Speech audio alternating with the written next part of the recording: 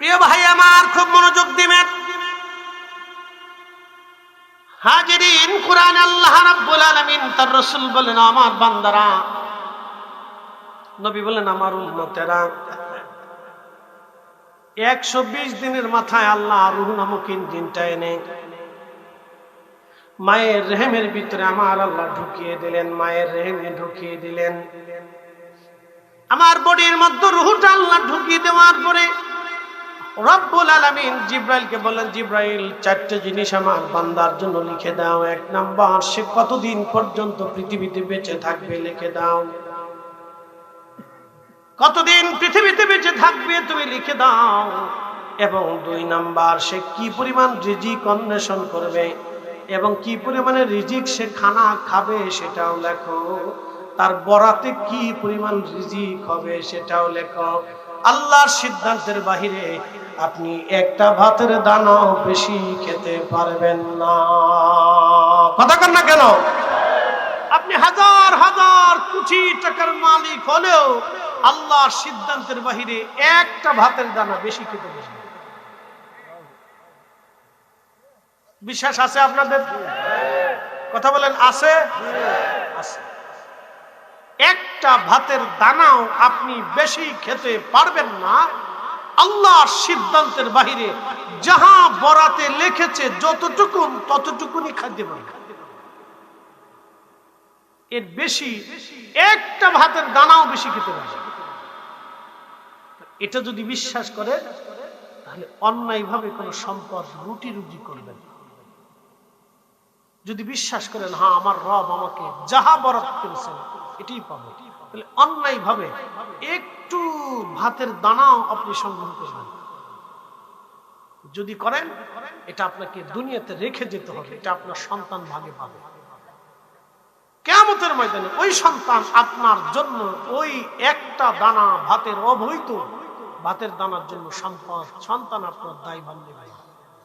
ওই গুনাহের দায়ভার আপনাকে বহন করে হাসরের ময়দানে ঘুরতে হবে। তাহলে বোঝা গেল যে পৃথিবী থেকে অন্যায় ভাবে সম্পদ রুটি রুজি করে তার মতো বোকা পৃথিবীতে আর কেউ নাই। সবচেয়ে বড় বোকা, একবারে সবচেয়ে বড় বোকা সে নিজে বুঝলো না যে তার আখিরাত ধ্বংস করে দিয়েছে।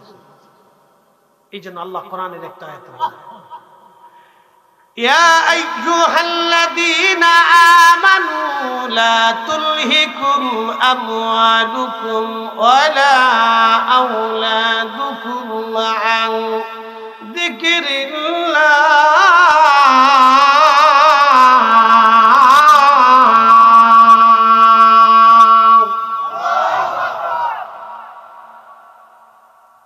আল্লাহ কোরআনে বলে দিলেন, হে আমার ইমানদার বান্দারা,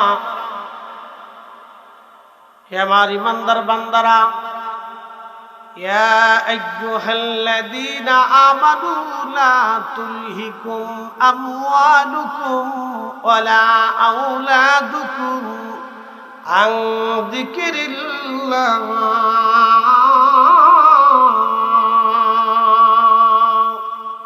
হে ইমানদার বান্দারা, তুমি সম্পদ আর সন্তানের মোহে পড়ে আমি আল্লাহর জিকির থেকে নিজেকে গাফেল বানাইও না। যদি সন্তান এবং পরে আমি আল্লাহর জিকির থেকে নিজেকে গাফেল বানাও, ওয়া ইয়াফআল যালিকা ফাউলাইকা হুমুল খাসিরুন,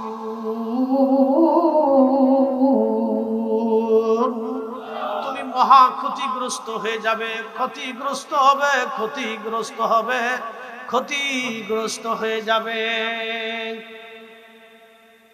আহা, আল্লাহর কথা কত চমৎকার।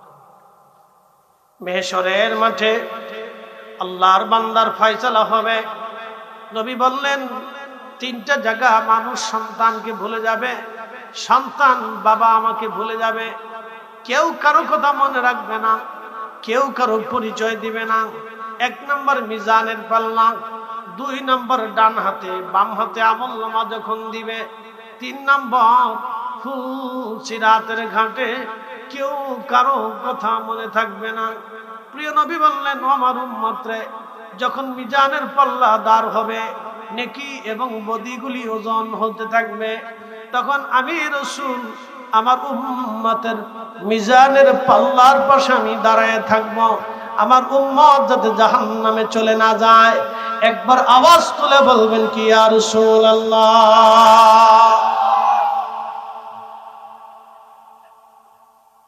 হাজিরিন, আল্লাহর নবী ভালো বললেন, উম্মত রে, মিজানের পাল্লায় ডান হাত বাম হাতে আমল। মিজানের পাল্লায় কার ওজন বেশি হবে কম হবে? বান্দার ওজন কম হয়ে গেল, নেকি কম হয়ে গেল, গুনার পাল্লা ভারী হলো। আল্লাহর বান্দাকে আল্লাহ বলবেন তুমি জাহান্নামে চলে যাও।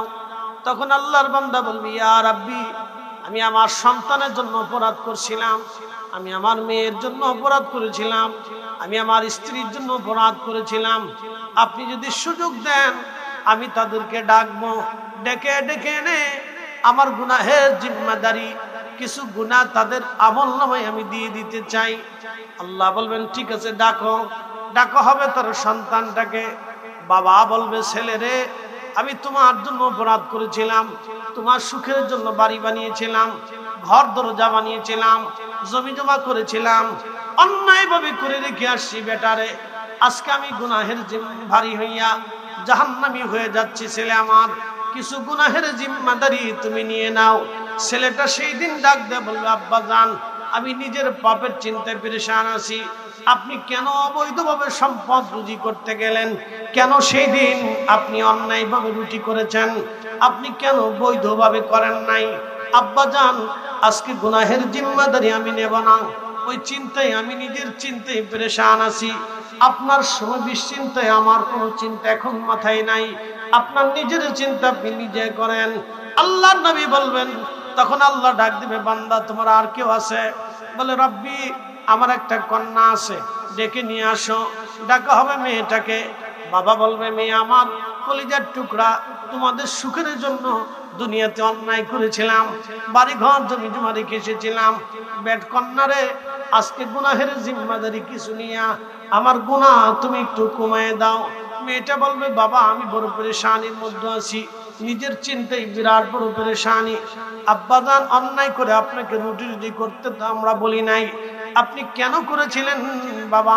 আমাদের সুখের জন্য কেন অবৈধভাবে করলেন? গুনাহের ভাগীদার আপনি, আপনার চিন্তা আপনি নিজে করেন, মেয়েটাও চলে যাবে। আল্লাহ বলবেন বান্দা আর কেউ কি তোমার আছে? সেই দিন বান্দা বলবি আর আপনি আমার স্ত্রী আছে। বলে ডাকো তোমার বিবিকে। বিবিকে ডাকা হবে সেই দিন, আমার স্ত্রী, আমার সহধর্মিনী, কলিজার প্রিয় আমার, তোমার সুখের জন্য আমি কোন অন্যায় করেছিলাম, বহু অবৈধভাবে সম্পদ রুজি করে তোমার গহনাগাতি কাপড় চোপড়, তোমার জন্য মনের আশা বাসনা, তোমার হাসির জন্য খুশির জন্য আমি অন্যায় করেছিলাম। বিবি আজকে আমি জেলখানার আসামি হয়ে গেলাম, গুনাহের ভারী হয়ে গেল আমার কিছু গুনাহ নিয়ে, তুমি আমার গুনাহগুলি হালকা করে দাও। স্ত্রী বলবে স্বামী বিবাহের সময় শর্ত ছিল আমার সম্মানজনক রুটি রুজি সম্মানজনক জীবিকা দিয়ে দেনমোহর ধার্য করে আপনি আমাকে বিয়ে করেছিলেন, আপনার আয়ত্তের ভিতরে আমি ছিলাম, আমার আয়ত্তে আপনি ছিলেন না। হালালে হারামে রুটি রুজির বিষয়টা তো আমি বলতে পারবো না, এটা আপনার বিষয় ছিল স্বামী, আপনি নিজের চিন্তা নিজে করেন। আমি আমার নিজের চিন্তায় আজ বড় পরেশান হয়ে গেছি। স্ত্রীও চলে যাবে। আল্লাহ বলবে বান্দা তোমার আর কেউ আছে?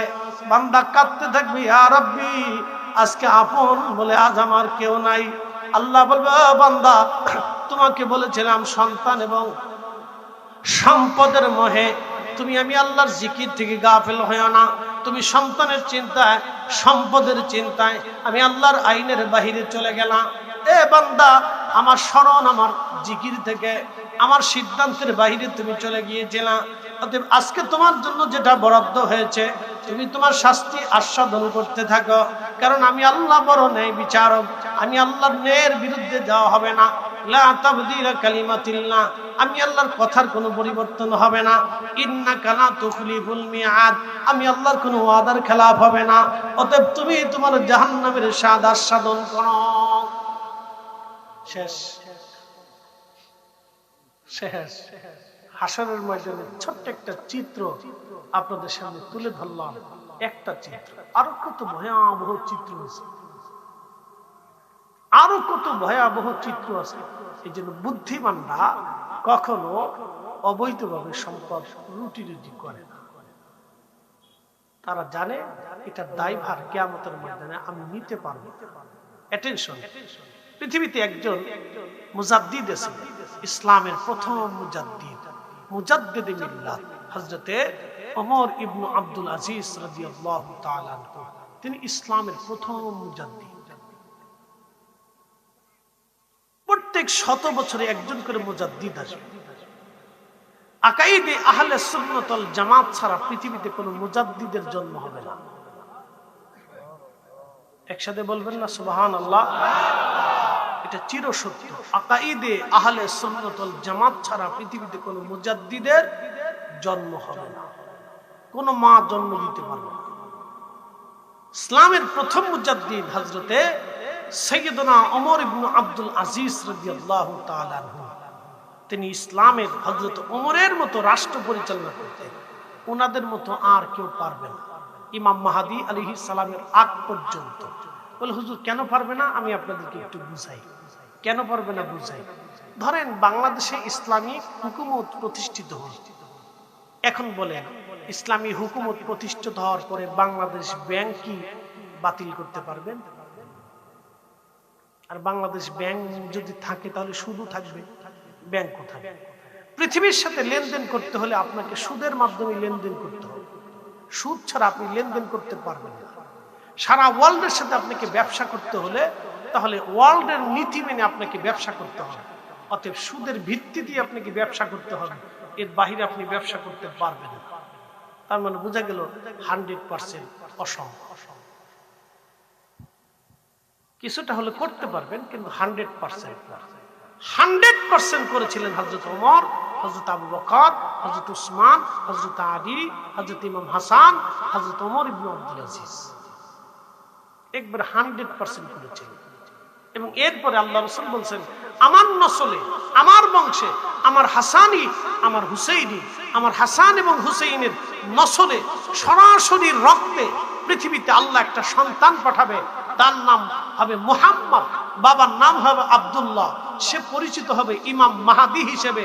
আমি যেইভাবে কালিমাতুল তাওহীদ, আমি যেইভাবে আল্লাহর দ্বীন জমিনে প্রতিষ্ঠিত করেছি, আমার মাহদী সেইভাবে জমিনে আল্লাহর দ্বীন প্রতিষ্ঠিত করবে।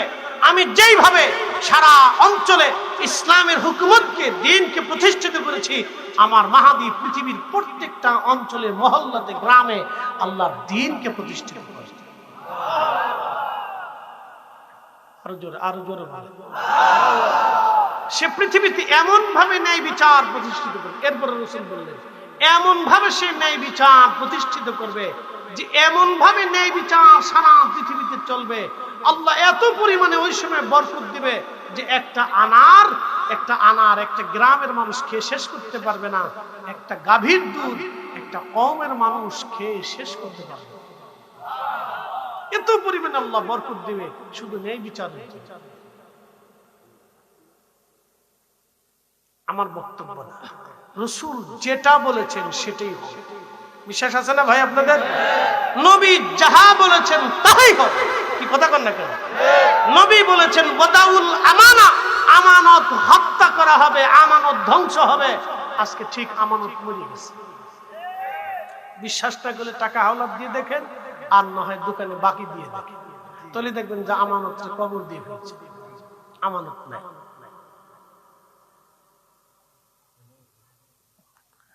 আমানত রহমতুল্লাহ নাই, ও চলে গেছে আল্লাহর কাছে। নাই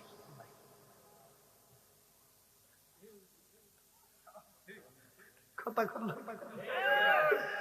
আমি জীবনে যতবার আমার কইছে হুজুর চলে যান, জিজ্ঞাসা পাঠাই দিবেন, আজ পর্যন্ত পাইনি। আমি নিজের আশা করি। অনেকে আমাকে হাসতে হাসতে বলছে হুজুর আমাকে বিশ্বাস করেন, কালকে টাকা অবশ্যই পাঠিয়ে দেবেন। আমি শুধু মুস্কি হাসি দিয়ে বলতে আচ্ছা ঠিক আছে পাঠান। আমার জীবনে কোনোদিন পাঠাইছে কোনো রেকর্ড নাই, পাঠান। হাসতে হাসতে চলে এসে পাঠান, কেন আমি জীবনে পাইনি। এরপরে আর জীবনেও কোনোদিন ফোন আসে পাইনি। এই জন্য চিন্তা করছি যে আমানত মরে গেছে, আমানত নাই। একসাথে বলা যাবে আল্লাহু আকবার।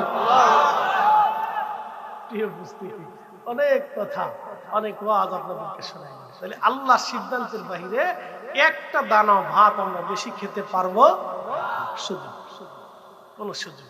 বুদ্ধিমানরা কখনো অবৈধভাবে সম্পদ বৃদ্ধি করে। ভাই যেটা পাবে ভাইকে বুঝিয়ে দিন, বোন যতটুকুন পাবেন ওকে বুঝিয়ে দিন। আপনার ভাতিজা ভাগ্নেরা যা পাবে ওটা আপনি সমানভাবে বুঝিয়ে দিন। তোমারটা তুমি নিয়ে যাও, তোমাদেরটা তোমরা নিয়ে যাও, সমানভাবে বুঝিয়ে দিব। যাও, তুমি আল্লাহর সিদ্ধান্তে তুমি পাবা, তুমি নিয়ে যাও।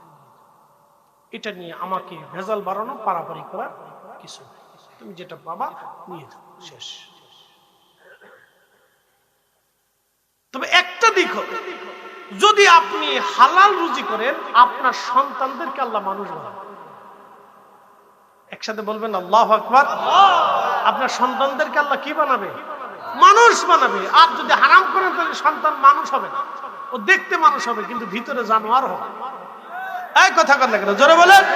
ও দেখতে মানুষ হবে কিন্তু ভিতরে জানোয়ার হবে, ও মানুষ হবে না।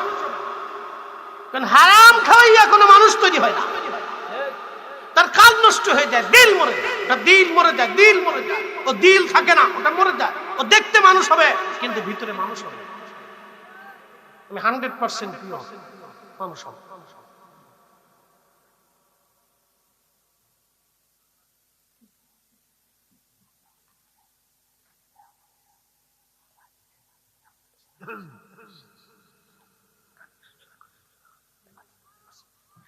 আমরা একসাথে বলি না মারহাবা। প্রিয় উপস্থিতি, খুব মনোযোগ দিন। বলছিলাম আল্লাহ রাব্বুল আলামিনের রাসূল বলেন আমার উম্মতেরা চারটি জিনিস আল্লাহ ওই সময় লিখে দেয়। 1 নম্বর হায়াত, 2 নম্বর রিজিক, 3 নম্বর ইজ্জত, 4 নম্বর জান্নাতি হবে নাকি জাহান্নামী হবে আল্লাহ লিখে দেন। কতদিন পর্যন্ত আপনি বেঁচে থাকবেন ওই সময় আল্লাহ নির্ধারিত করে দেন। এই জন্য আল্লাহ বলে দিলেন ওমা তাদরি নাফসুম বিআইয়ি আরদিন তামুত। মানুষ কতদিন কোন জায়গা কোন অবস্থায় কিভাবে মারা যাবে কেউ জানে না, কেউ জানে না। কেউ কি জানে? আজ পর্যন্ত কেউ বলে দিতে পারছে? তবে নবীদের বিষয়টা স্বতন্ত্র, তারা আল্লাহ কর্তৃক নিয়ন্ত্রিত। নবীরা কে কর্তৃক নিয়ন্ত্রিত? সরাসরি আল্লাহ কর্তৃক নিয়ন্ত্রিত। তারা অনেক গায়েবের খবর বলে দিতেন। একসাথে বলবেন আল্লাহু আকবার। আমার রাসূল যাহা যাহা ভবিষ্যৎবাণী করেছেন এটা আল্লাহর পক্ষ থেকে করেছেন। কথা ঠিক আছে না? আল্লাহর পক্ষ থেকে করেছেন, তো রাসূল যেটা বলেছেন সেটা হবেই। কথা বলে কেন হবে না? কি বিশ্বাস আসেনি? হবেনি? হবেনি? হবে। নবী যেটা বলেছেন সেটাই হবে। আল্লাহ রাসূল বলেছেন প্রকাশ্যে নারী পুরুষ জিনা করবে, ঠিক তাই হচ্ছে। যদি বিশ্বাস না করেন তাহলে পার্কে, বিনোদন কেন্দ্রে, সি বিচে, সমুদ্রতে চলে যাবেন। আর যদি আরো বিশ্বাস না করেন তাহলে কুমিল্লা স্টেডিয়াম মাঠে একটা কনসার্ট দিয়ে দেখবেন যে কত পুরুষ আর নারী বেহায়া। এই কথা কেন, জোরে বলেন। যদি বিশ্বাস না করেন তাহলে কুমিল্লা স্টেডিয়ামে একটা কনসার্ট দিয়ে দেখেনি যে কত নারী পুরুষ বেহায়া। তাহলে আল্লাহর নবী যা বলছেন সেটা হবে না? একসাথে বলেন, কথা বলেন, হবে কিনা? হবে। প্রিয় উপস্থিতি, এই জন্য বলছিলাম যে 1 মিনিট, এই জন্য বলছিলাম যে আমাদের সব কিছু কাজ, জোরে বলেন। এখানে আমরা 100 বছর বয়সের কেউ আছে বাবাজি? 100 বছরের কেউ আছে না? আচ্ছা 1 মিনিট, আচ্ছা মনোযোগ দেন। 100 বছর বয়সের আমাদের মুরব্বী দাদুর বয়স কত? না, দাদু বলতেছে 85। আমি আরো 10 বছর ধরলাম 95। ধরেন 100 বছর ধরেন আর কি, দাদুর বয়স 100 বছর। উনি একমাত্র ব্যক্তি এই গ্রামের ভিতরে সবচেয়ে প্রবীণ, অর্থাৎ এই গ্রামের শত মানুষের ভিতরে উনি একমাত্র ব্যক্তি এখনো বেঁচে আছে। বাদ বাকি সবাই কোথায় চলে গেছে? 100 বছর বয়সী সবাই কোথায় চলে গেছে? সব মাটির নিচে। বাকি 100 বছর পরে আমরা এখানে যারা আছি বলেন আমরা কোথায় যাব? সামান্য জীবনে এটা নিয়ে পারাপারি, মারামারি, কারাকারি, লাঠালাঠি, গুতাগুতি, কিলিকিলি, এটা করে লাভ কোনো লাভ কোনো লাভ নেই। প্রিয় উপস্থিতি, এই জন্য আল্লাহ কোরআন একটা আমাদেরকে ফয়সালা দিচ্ছে। আচ্ছা বলেন তো, একটা আম গাছ থেকে 50 বছর আমকে দেয়, কোনো কি ভুল আছে? একটা মাছের ডিম থেকে হাজার হাজার মাছ কে দেয়? আপনাদের এই গোমতী নদী, পদ্মা নদী, যমুনা, ব্রহ্মপুত্র, এই যত নদী আছে সব নদীতে লক্ষ লক্ষ বছর ধরে, হাজার হাজার বছর ধরে এই মাছ আল্লাহ দিল। কোন সরকার খাবার দেয় না, ওষুধ দেয় না, কিচ্ছু দেয় না। এত হাজার হাজার বছর ধরে মাছ আল্লাহ দিচ্ছে। Crore crore crore crore trillion billion ton মন মাছ মেরে মেরে মানুষ এত হাজার হাজার বছর ধরে খাইলো, আজও পর্যন্ত মাছ শেষ হলো না। যে আল্লাহ এত বছর ধরে পদ্মাতে মাছ দিয়ে থাকেন, সমুদ্রে কোটি কোটি মন মাছ দিয়ে থাকেন, সে আল্লাহর পথে 1 টাকা দান করলে আল্লাহ কি 70 গুণ বাড়ায় না? একই নাছে এই বেলায় গেলে সিরা টাকা, মসজিদে যত পয়সা টাকা, সিরা টাকা, অচল টাকা মসজিদের বাক্সে দিয়ে চলে আসে। এটা মনে করে বিরাট নেকি পাইছি। শয়তান হাসে একটা দিয়ে আমার সে রুচিটা, শয়তান হাসে দিয়ে আমার যদি রুচিটা সিরা টাকা, পয়সা টাকা। একদিন আমার নতুনলি বলতেছে, হুজুর একটু বলে দিয়ে যে পয়সা টাকা, সিরা টাকা এগুলি অসল টাকা না দেয়। এটা মসজিদের বাক্সে দিয়ে আসে। আল্লাহর সাথে চালাকি করবেন। আল্লাহ কোরআনের একটা আয়াতে বলেছেন, কথা শেষ, খুব মনোযোগ দিয়ে, وَأَنفِقُوا مِمَّا رَزَقْنَاكُم مِّن قَبْلِ أَن يَأْتِيَ أَحَدَكُمُ الْمَوْتُ।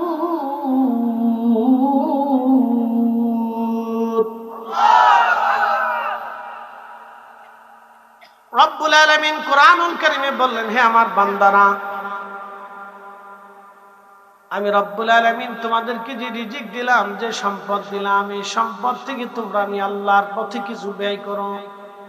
মিন ক্বাবলি আন ইয়াতিয়া আহাদাকুমুল মাউত, মরণ আসার আগে দিয়ে দাও, মরণ আসার আগে দিয়ে দাও, মরণ আসার আগে দিয়ে দাও। মিন ক্বাবলি আয়াতিহা আহাদাকুমুল মাউত, মৃত্যু আসার আগে দাও। যদি তুমি দান করো তাহলে আমি আল্লাহ তোমাকে 1 টাকায় 70 গুণ দিব।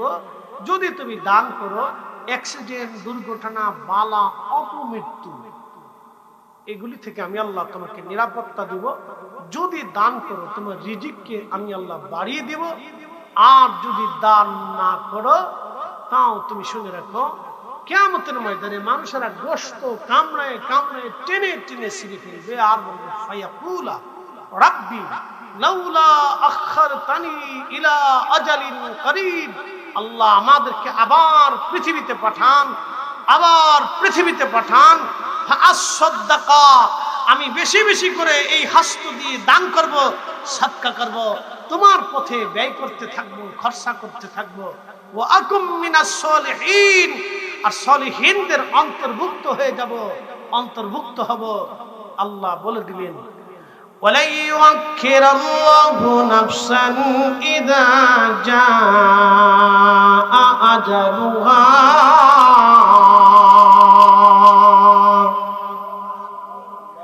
আল্লাহ ডাক দিয়ে বলেন, বান্দা হায়াত শেষ হয়ে গেলে পৃথিবীতে আর থাকার সুযোগ নাই।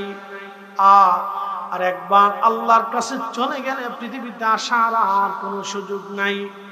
সনাতনী হিন্দু ধর্মে যারা বিশ্বাসী তাদের বক্তব্য হলো, আবার আসিব ফিরে ধানসিঁড়িটির তীরে নবান্নে এ বাংলায়, হয়তো শালিকের বেশে। তাদের বিশ্বাস ভগবান আমাদেরকে আবার পৃথিবীতে পাঠাবেন, কবুতর বানিয়ে, শালিক বানিয়ে, কাক বানিয়ে, কুত্তা, বিলাই, শিয়াল, বন্য পশু করে আমাদেরকে আবার পৃথিবীতে পাঠানো হবে। আল্লাহ জানিয়ে দিলেন, ও বান্দা তুমি শুনে রাখো, পৃথিবীতে আর আসার কোনো সুযোগ নাই, কোনো ব্যবস্থা নাই, একবারই সময়। অতএব এই একটা বার সময় যেহেতু, অতএব এই সময়টা আল্লাহর কাজে ব্যয় করিয়া এই সম্পদগুলি আল্লাহর পথে ব্যয় করিয়া আপনার রিজিক আল্লাহর পথে খরচা করে যাওয়া বুদ্ধিমানের কাজ, বুদ্ধিমানের কাজ, বুদ্ধিমানের কাজ। যখন আপনি আল্লাহর পথে দান করবেন, চিন্তা আসতে পারে হুজুর আমি আল্লাহর পথে দিব, আমার সন্তানরা তো আছে, ছেলেরা আছে। দেখেন আপনার ছেলে পৃথিবীতে আসার পরে আমার আল্লাহ ওই রুহের রুহ যখন মায়ের রেহেমে দিয়ে দেয়, তখন আল্লাহ লিখে দেয় কি পরিমাণে সে খাবে, ওটা কিন্তু লিখিত হয়ে গেছে। আপনি হাজার চেষ্টা করলেও আপনার সন্তানকে বেশি ভালো খাওয়াইতে পারবেন না আল্লাহর সিদ্ধান্তের বাহিরে। কথা কন না কেন? ধরেন, এই আমার দিকে দেখেন, ধরেন আপনি সুদের কারবারি করে 100 কোটি টাকার মালিক হয়েছেন। আচ্ছা বলেন, আপনি কি প্রত্যেকদিন 10 মণ চালের ভাত খেতে পারবেন? একটা হরিণ জবাই করে খেতে পারবেন? একটা ছাগল দিয়ে নাস্তা করতে পারবেন? তাহলে 100 কোটি টাকার মালিক হয়ে সুদের কারবারি করে কি হইল? আপনি একটার উপরে 60টা কি বিয়ে করতে পারবেন? 60টা করলেন, 60টার পরে কি আর করতে পারবেন? সুযোগ নাই। আপনার বউরাই আপনার ভিড়াইব। যদি আপনি 2 করে বিয়ে করতে পারতেন, 40টা বউ হইলো সুন্দরী বউ, আমি 100 কোটি টাকার মালিক হয়েছে আকাম উকাম করিয়া, তাহলে বউ হলো 40টা, দুনিয়াতে আখেরাতে না বললো দুনিয়াতে একটু বউটো নিয়ে ঘুরে ঘেরে ঘেরে আরাম সারাম করিয়া একবারে হাফেরাই ট্রাই করে কি বলে হ্যানিমুন টেনিমুন করে ঘুরে ঘেরে বেড়ালাম না, তা পারবেন না। 40টা বিয়েও যদি করেন আপনি, তো বউরা আপনারে সেকালে একালে সকালে আর বিকেলে দুপুরে আর রাত্রে জুতা দিয়ে ভিড়ে। কথা ভাই খারাপ বলছি আমি? তাহলে সুখ নাই। একসাথে বলেন কি নাই? জোরে বলেন কি নাই? না না আসতে হয়ে গেল না, জোরে বলেন কি নাই? কি নাই? সুখ এক জায়গা পাবেন। আলা বিযিকরিল্লাহি তাতমাইন্নুল কুলুব।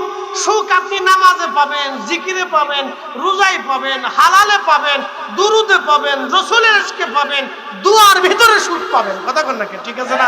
শুনুন, জোরে বলেন সুখ। আপনি সন্তানের জন্য 100 কোটি টাকাও যদি আপনি রেখে যান, তাহলে ওর বরাদ্দে আল্লাহ যে পরিমাণ ভাত রাখছে ও পরিমাণই খাবে, এর বেশি খেতে পারবে? কথা ক্লিয়ার? তাহলে বুদ্ধিমানরা আল্লাহর পথে ব্যয় করে। এর চাইতে সুন্দর করে বোঝানোর অভিজ্ঞতা আমার নাই।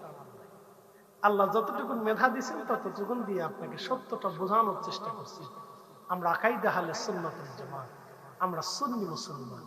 আমরা বিশ্বাস করি আমাদের রাসূল আমাদের কিয়ামতের ময়দানে সুপারিশ করবে। আমরা বিশ্বাস করি আমাদের রাসূল সর্বশ্রেষ্ঠ। আমরা বিশ্বাস করি আমাদের নবী শেষ নবী। আমরা বিশ্বাস করি আমাদের রব আমার আল্লাহ এক। আমরা বিশ্বাস করি ফেরেশতা আছে, হাসর কায়েম হবে, কবরে জিজ্ঞাসিত হবে, মিজান হবে, ফুলসিরাত হবে, শাফায়াত হবে। আমরা বিশ্বাস করি ডান হাত বাম হাতে আমলনামা হবে, হাউজে কাউসার হবে। আমরা বিশ্বাস করি আগে নবীরা আসছিলেন, তারা দিন প্রতিষ্ঠিত করে গেছেন। আমরা বিশ্বাস করি আউলিয়া কারাম সত্য এবং তাদের কারামত সত্য। আমরা এই জন্য আল্লাহর ওলিদেরকে ভালোবাসি। বলেন আমরা কি মাজার পন্থী না অলি পন্থী? আমরা কি মাজারের ভক্ত না অলির ভক্ত? আমরা কোনো মাজারের ভক্ত না। যদি কবরের ভক্ত হতাম তাহলে আওলাজালা কোনো কবরের পাশে দিয়ে মঈনুদ্দিন দেশে বহু আছে, শাহজালাল দেশে বহু আছে, বহু শাহজালাল কবর আছে, তাহলে ওই কবরের পাশে বসে বসে আমরা ওই ফুল টুল দিয়ে সাজাইতে 2-4টা সেজদা মধ্যে মারতাম যে এখানে শাহজালাল একটা ঘুমাইছে, এটা কবর, এই কবরে সেজদা দিয়ে না। আমরা এই শাহজালালের ভক্ত না বা এই কবরের ভক্ত না। আমরা কোনো কবরকে এই ভক্ত টক্ত না। আমরা কবরের কাছে যে বসে কি করবো বলেন? আমরা মূলত সিলেটে হযরত শাহজালাল আপনি যেখানে ঘুমাইছেন আমরা ওনার জিয়ারতে যাই, ওনাকে ভালোবাসি। আমরা কোনো মাজারের ভক্ত না, আমরা অলি ভক্ত। কথা ঠিক আছে না ভাই? মদিনাতে আমরা মদিনার মসজিদ দেখার জন্য যাই না, মদিনার ওই স্ট্রাকচার দেখার সৌন্দর্য দেখার জন্য যাই না। মদিনাতে যাই আমরা রাসূলের জন্য। আমরা রাসূলের কবরেরও ভক্ত না, আমরা রাসূলের ভক্ত। কথা ঠিক আছে না? রাসূলের রওজারও ভক্ত আমরা না, আমরা নবী ওখানে আছেন বিধায় ওখানে যাই। যদি রাসূল ওইখানে না থেকে বাংলাদেশে থাকতো তাহলে জীবনেও কোনোদিন মদিনাতে আমরা যাইতাম। আমরা ওখানে যাই রাসূলের কারণে। কথা ক্লিয়ার? কোনো রেজাল্ট আজের অপবাদ আমাদেরকে দিয়ে না যে আমরা মাজার পূজারি। আমরা মাজার পূজারি না, আমরা মাজারের ভক্ত না। হ্যাঁ 2-4টা আওলা জাওলা দেশে আছে, কোন সব জায়গায় আছে, সব জায়গায় আছে দেখেই আসতে ভাই গুতাগুতি লাগছে। শুধু খালি আমরা দোষ টোষ দিস না ভাই, খামাখা আমরার উপরে এত দোষ চাপাই দিই না। সব দোষ মন্দ দোষ। ওই যে উদর ভিন্ডি বুদুর গাড়ি, বুঝছেন না, গু খায় সব মাছে, নাম পরে গাইরে মাছে। দেশে আমাদের একটা প্রবাদ আছে না ভাই, সব মাছেই বাথরুম পচা কচা খায়, খালি গাইরে মাছের দোষ। বুঝতে পারছেন, দোষ হইবে এটা। এত মানুষের সারা দেশে অকাম কুকাম করলো।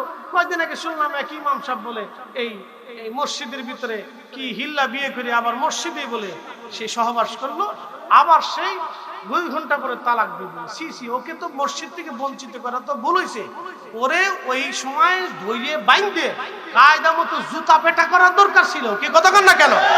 এই মসজিদ কমিটি ভুল করছে তো, তাকে ওই সময় ধরে জুতা পেটা করার দরকার। সে মসজিদে জেনা করছে, মসজিদে কি করছে? জেনা করছে, জেনা করছে মসজিদ।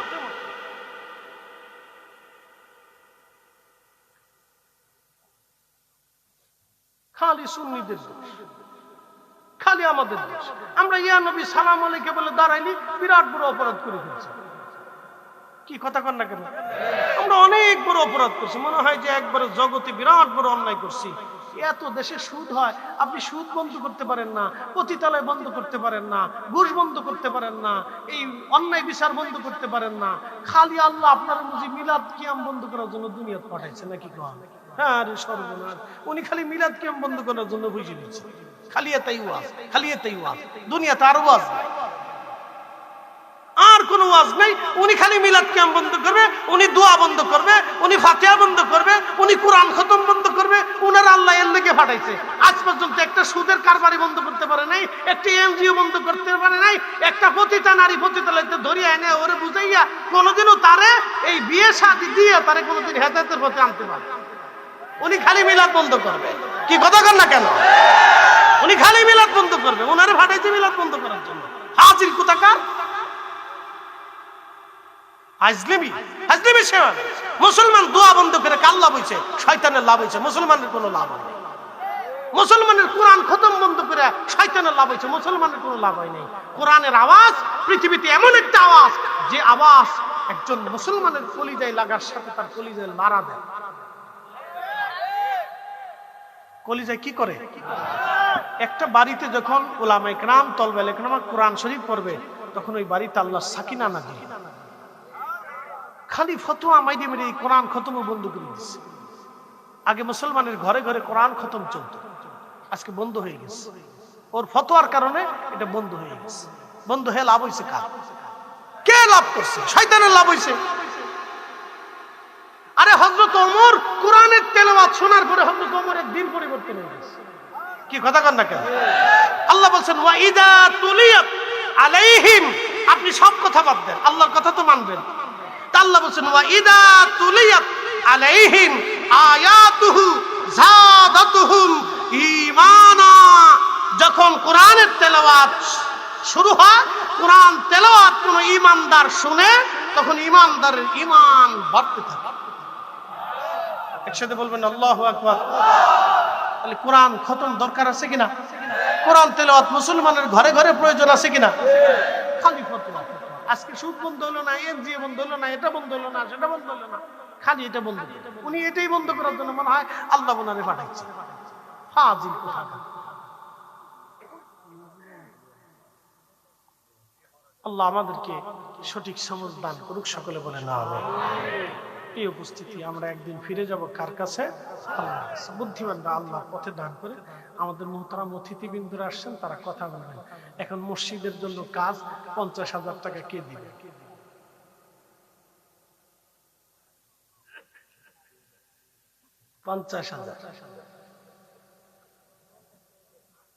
ইনশাআল্লাহ।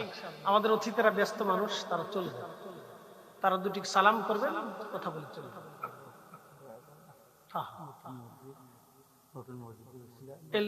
এর লেগে 50,000 চাইছি।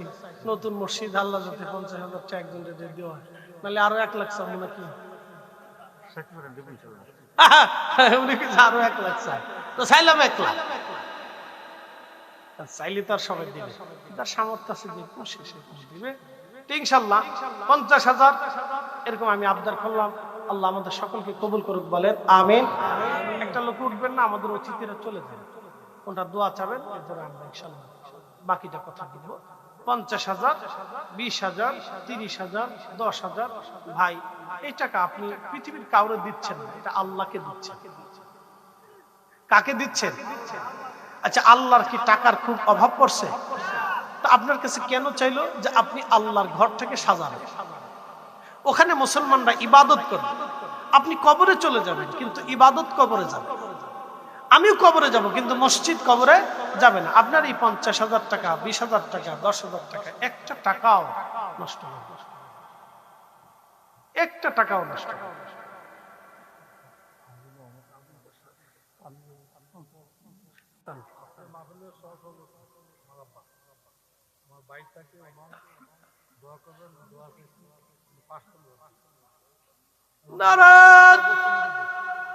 আমাদের এই গ্রামের, আপনাদের এই গ্রামের সর্বোচ্চ মুরব্বী বর্তমানে সহসভাপতি মহোদয়ের ছেলে, ছোটজন নাম কি? আব্দুল জলিল ভাই ওমানে থাকে না? ওমানে থাকে। সে কয় টন দিবে রড? 5 টন রড দিবে। আরে তাকবীর, নারে রিসালাত। আপনাদের এই এলাকার দানের স্পিড খুব ভালো, মাশাআল্লাহ মাশাআল্লাহ। আল্লাহ কবুল। শুনেন, দান যত বাড়াবেন মাল তত আল্লাহ দেবে। এই জন্য আমি কিছু কিছু অঞ্চলে বলি যে শোনেন, আপনারা যত দান দিবেন তত রিজিক বাড়বে। যারা যে সমস্ত অঞ্চলে দেখবেন বেশি দান করে তো আল্লাহ তাদেরকে বেশি রিজিক, আর অঞ্চল ভিত্তিক দেখবেন আল্লাহ তাদেরকে দেও বেশি। আল্লাহ বানাইলেন কত জাতি,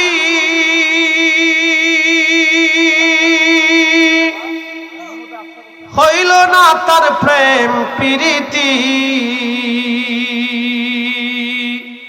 কথা ঠিক আছে না? আচ্ছা, জিনের সাথে আল্লাহর প্রেম হয়েছে? জিনের সাথে হয় নাই, ফেরেশতার সাথে হয় নাই, পাহাড়ের সাথে হয় নাই, এই কোন সৃষ্টির সাথে আল্লাহর প্রেম হয় না। আল্লাহর প্রেম হয়েছে মানুষের সাথে। এই জন্য দেখবেন জিনদের মধ্যে খাজা বাবা আজমিরি নাই, আছে? জিনদের ভিতরে হুজুর গাউসে পাক আছে? নাই। মানুষের ভিতরে ওলি, একসাথে বলবেন আল্লাহু আকবার। এই মানব জাতির ভিতরে ওলি, এই জন্য আমরা ওলি ভক্ত। কি কথা কন না কেন? আমরা কি ভক্ত? ওলি ভক্ত, আমরা মাজার ভক্ত। আফসার হোসেন ভাই নগদ 1,000 টাকা, বলি মারহাবা। আর কে যেন চাইলে দিতে?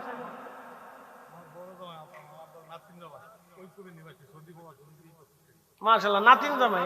হ্যাঁ, এরকম নাতিন জামাই তো দরকার। দেশাল মুরগি খাওয়াইতে আইলে। আমার নাম জহিরুল ইসলাম ভাই, সে সৌদি প্রবাসী সহসভাপতি নাতিন জামাই। কয় বস্তা দিবে? 20 বস্তা সিমেন্ট দিবে। সরকার নাম মারহাবা। আল্লাহ সহসভাপতি নাতিন জামাই তুমি কবুল করে নাও রব্বুল আলামিন। ওনার যে নাতিন আছে তারাও কবুল করে নাও। সকলে বলে না আমিন। আল্লাহ তাদের সংসারকে সুখময় করুন। আমিন।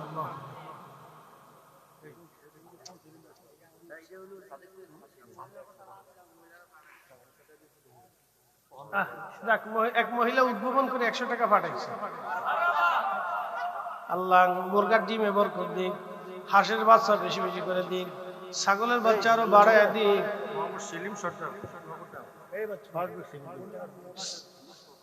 নাম কি?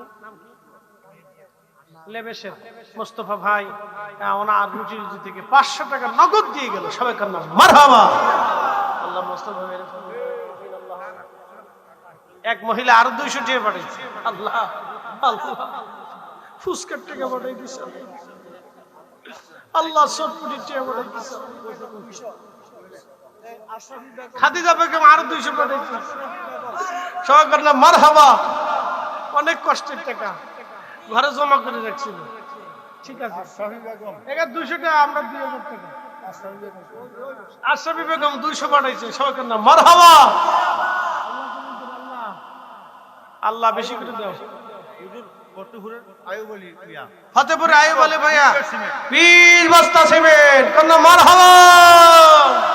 ফতেপুরের আয়ুব আলী ভাই 20 বস্তা।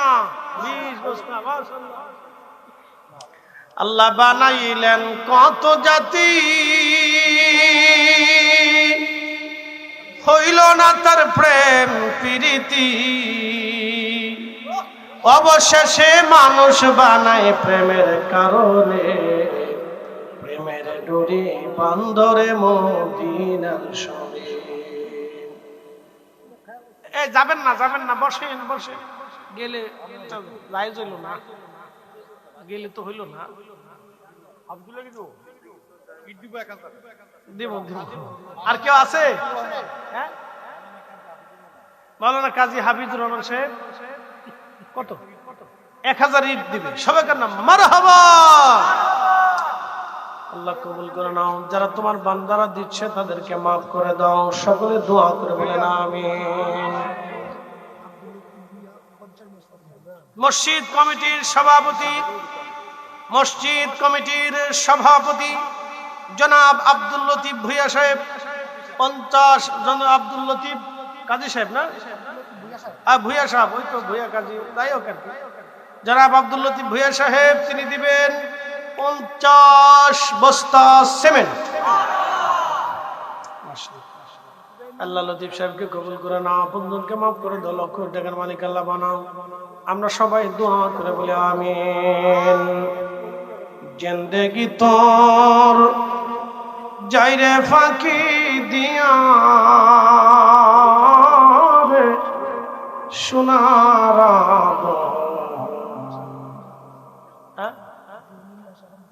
কাজী অলিউল্লাহ সাহেব 2 বস্তা সিমেন্ট। মারহাবা। মাশাআল্লাহ। রে বাবাজি ফতেপুরের জনাব নুরু মিয়া সাহেব, তিনি ওনার অনেক কষ্ট থেকে এই বয়সে দেখছেন, এই ঠান্ডার ভিতরে এসে বসে বসে মুরব্বী মানুষ 500 টাকা দিচ্ছে। যাদের নাম মারহাবা। আল্লাহ মাফ করে দাও, লক্ষ টাকার মালিক বানাও।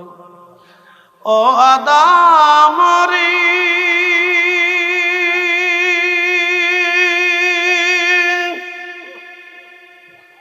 পাক ধরিয়া গেছে নারী, দন্ত মাসে গোটা চারি,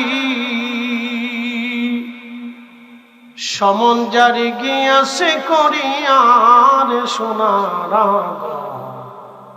জিন্দেগি তোর যাই ফাঁকি দিয়া। আচ্ছা হয়েছে আমাদের মেহমানদেরকে সফিউল্লাহ ভাই লগরটা 5000 টাকা বলি মারহাবা। মাশাআল্লাহ, ঠিক আছে আলহামদুলিল্লাহ। যারা যারা দিচ্ছে একটু লেখান, আমরা একবারে শেষ পর্যায়ে। জালালি সাহেব আইছেন,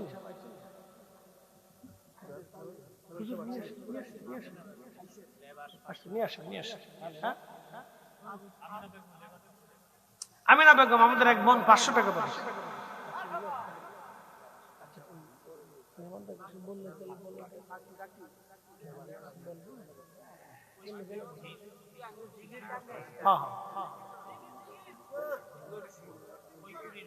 ওরে জিকির তো করাবে না।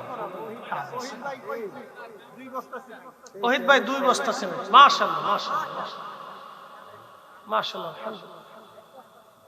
নাম কি বলতেছি তো উনি জাহাঙ্গীর ভাই 1 বস্তা সিমেন্ট দিল। মাশাআল্লাহ। নাম বলা নিষেধ করছে 200 টাকা। এক ভাই 200 টাকা দিয়েছে। নাম আল্লাহ কবুল করুন। আল্লাহ যেও লগরদা ইউসুফ 2 বস্তা সিমেন্ট। আচ্ছা ইউসুফ ভাই লগরদা 2 বস্তা সিমেন্ট। লগরদা বরবারি। মাশাআল্লাহ মাশাআল্লাহ। কো মাইকো আর কো ডিক্লারেশন দাও বরবারি ইউসুফ মুহাম্মাদান আবদুহু ওয়া রাসূলুহু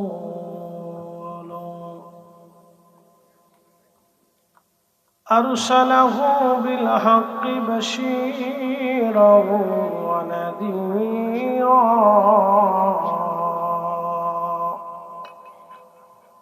وداعيا إلى الله بإذنه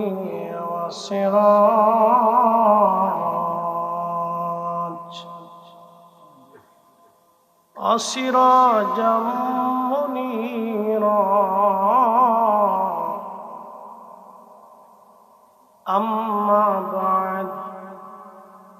أما بعد فقد قال الله تعالى في كلامه المجيد مجيد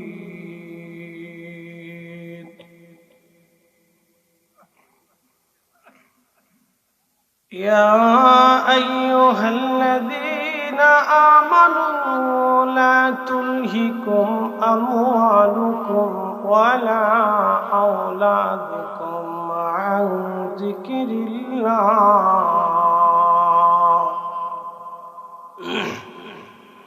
ومن يفعل ذلك فأولئك هم الخاسرون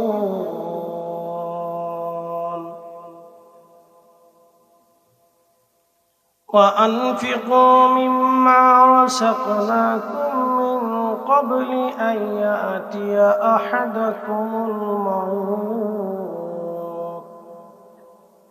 فيقول رب لولا أخرتني إلى أجل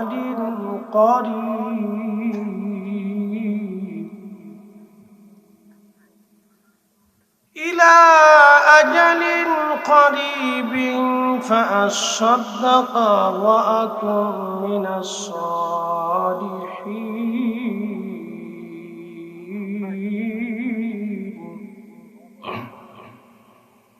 في شان حبيبه ومحبوبه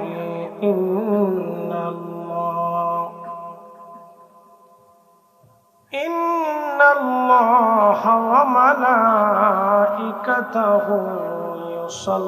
يصلون على النبي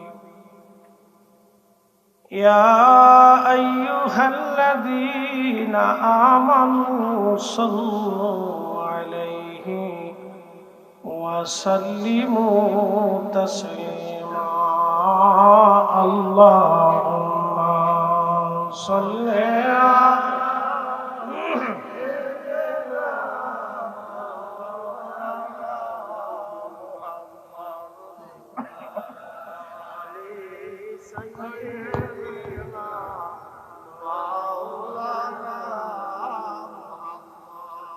নবীর ইশকে যার দিল ভাই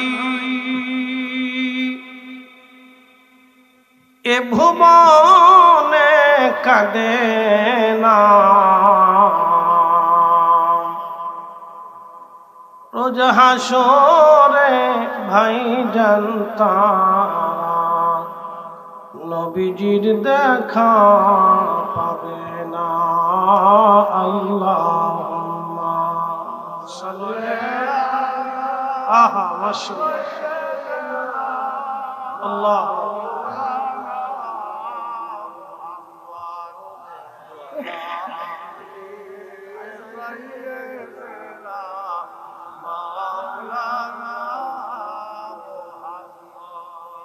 উড়ে যাও রে মাহফিলের হাওয়া যাও রে উড়ে মদিনায় আমাদের দুরুদ পৌঁছে দিও নূর নবীজির পাক রওজায় আল্লাহুম্মা সাল্লি মাশাআল্লাহ আল্লাহু ওয়া আলা আলি সাইয়্যিদিনা মাওলানা লগড্ডা পশ্চিম পাড়া বাইতুল আকসা জামে মসজিদের উদ্যোগে প্রথম বার্ষিক ওয়াজ ও দোয়ার মাহফিলের সম্মানিত প্রধান অতিথি ডক্টর সৈয়দ আহমদ পিয়ারা বাগদাদি আল কাদরি রাহিমাহুল্লাহের সুযোগ্য আওলাদ শাহজাদা সৈয়দ গোলাম মোহাম্মদ আব্দুল কাদের কাউকাব আল কাদরি সাহেব বিশেষ অতিথি জনাব সাইফুল ইসলাম মজুমদার শিপন সাহেব সম্মানিত সভাপতি এবং সহসভাপতি হাজী মৌলানা মুফতি কাজী আব্দুল মতিন সাহেব মাদ্দাজিল্লাহ আলী হাজী আব্দুল খালিক সাহেব সহ বিশিষ্ট মুরব্বিগণ আজকের অন্যতম আলোচক বিশিষ্ট ইসলামিক চিন্তাবিদ হযরত মাওলানা মুবারক হোসেন জালালি সাহেব, হযরত মাওলানা মুফতি সরওয়ার হোসেন আল কাদরি সাহেব এবং হযরত মাওলানা হাফিজুর রহমান সাহেব সহ সকল উলামায়ে কেরাম, উলামায়ে আহলে সুন্নাত, এলাকার গণ্যমান্য ব্যক্তি, সম্মানিত মুরব্বী, কলিজার টুকরো যুবক ভাইরা, পর্দানিশীল আমার সম্মানিত মা, মাইকের আমার যত দূর পর্যন্ত যাচ্ছে সকলকে মোবারক। শুকরিয়া আদায় করি সে আল্লাহর, যিনি প্রচন্ড শীতের ভিতরে আমাদেরকে একত্রিত হওয়ার তৌফিক দিয়েছেন। সেই জন্য আল্লাহর আসমানে আমরা একসাথে শুকরিয়া আদায় করে বলি আলহামদুলিল্লাহ।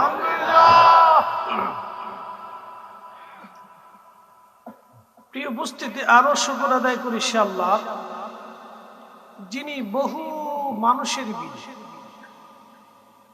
আদম সফিউল্লাহ আলাইহিস সালাম থেকে ঈসা রুহুল্লাহ আলাইহিস সালামের শেষ জামানা পর্যন্ত কোন নবীর উম্মত আল্লাহ আমাদেরকে বানালেন। অনেক বড় দয়া, অনেক বড় ইহসান করে আল্লাহ আমাদেরকে শ্রেষ্ঠ নবীর উম্মত বানিয়েছেন। সুবহানাল্লাহ, এটা আল্লাহর দয়া। একসাথে বলি, কার দয়া? আল্লাহর। এতে কোনো সন্দেহ নাই। আল্লাহ আমাদেরকে এত বড় দয়া করলেন, সেই দয়ার জন্য আল্লাহর দরবারে শুকরিয়া আদায় করে বলি আলহামদুলিল্লাহ। প্রিয় উপস্থিতি, পৃথিবীটাকে আল্লাহ বড় রঙিন করে সাজিয়েছেন, অনেক সুন্দর করে সাজিয়েছেন। প্রত্যেকটা সৃষ্টিকে আল্লাহ পুঙ্খানুপুঙ্খ রূপে সাজিয়েছেন।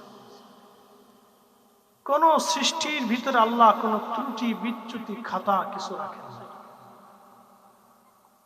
আমাদের পৃথিবীতে একটা ধর্ম আছে, ধর্মের নাম হচ্ছে মাজুসি। তারা আগুনের পূজা করে।